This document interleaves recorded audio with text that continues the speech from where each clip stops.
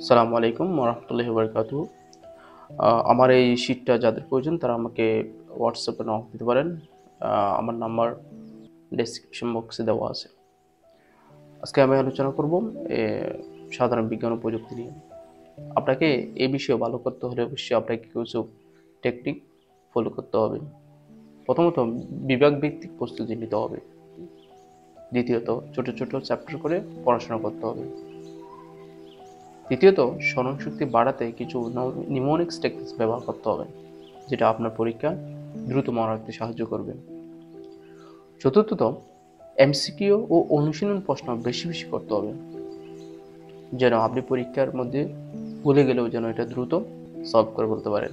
আপনার time management যেন ঠিকমতো থাকে। প্রতিদিন কমপক্ষে 50টা 100টা করে এমসিকিউ, সাবজেক্ট ভিত্তিক এমসিকিউ শেষ করতে হবে। আপনি পারলে আরও বেশি শেষ করুন।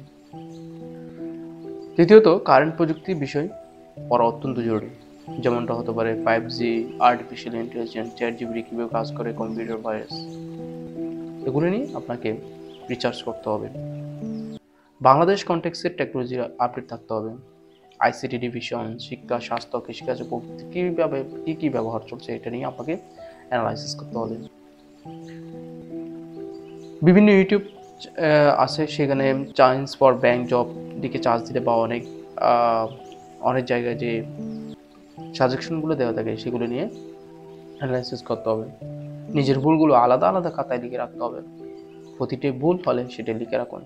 এগুলো আবার শুক্রবার, শনিবার বা আপনি যেদিন সময় পান সেই দিনই শুধু ভুলগুলো নিয়ে 20 মিনিট রিভিশন দিন। ইনশাল্লাহ আপনি পারবেন। আবার বলছি, যাদের সেটা প্রয়োজন তারা আমাকে নক দেন। ধন্যবাদ।